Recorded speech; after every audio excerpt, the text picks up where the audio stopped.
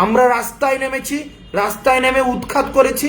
রাজনীতি যখন কেবল পদ, পোস্ট আর প্রচারণার খেলায় বন্দী, তখন কিছু মানুষ আসেন যারা লড়াইকে নেন জীবনের ধর্ম হিসেবে। তেমনি একজন হাসনাত আবদুল্লাহ। আর তাকে দেখে যার চোখ জ্বলে ওঠে বিশ্বাসের বারুদ, তিনি পিনাকি ভট্টাচার্য। আওয়ামী লীগ যে ভুয়া অর্থনৈতিক বয়ান তৈরিতে পারদর্শী, তিনি হাসনাত আবদুল্লাহকে নিয়ে লেখেন, আমি দেশে থাকলে ওকে বুক দিয়ে আগলায় রাখতাম। এই উচ্চারণ কেবল বন্ধুত্ব নয়, এক গভীর রাজনৈতিক সাহচর্যের ইশারা।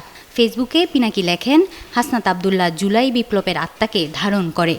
তার উপরে হামলা, জুলাই বিপ্লবের স্পিরিটের উপর হামলা। হাসনাত আবদুল্লাহকে রক্ষা করা আপনার আমার সবার দায়িত্ব। যমুনা স্মার্ট রেফ্রিজারেটর, স্মার্ট লাইফে স্মার্ট রেফ্রিজারেটর। আমি দেশে থাকলে ওকে বুক দিয়ে আগলায় রাখতাম। যারা দেশে আছেন তারা হাসনাতকে বুক দিয়ে আগলায় রাখুন। ইনকিলাব জিন্দাবাদ।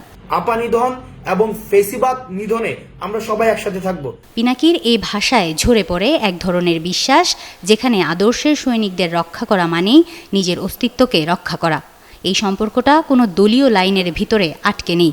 এটা সেই রকম এক মানসিক জায়গা যেখানে চিন্তার মানুষ আর মাঠের মানুষ দুজনেই এক আদর্শিক ছাতার নিচে দাঁড়িয়ে থাকেন।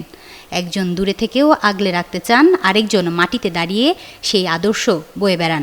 ফেসিবাদী আওয়ামী লীগ দীর্ঘ 1.5 দশক ধরে। হাসনাত আবদুল্লাহ এখন কেবল একটি নাম নয়, তিনি হয়ে উঠেছেন একটি দৃঢ়তা, যাকে চিন্তাবিদরাও বুক দিয়ে আগলে রাখতে চান।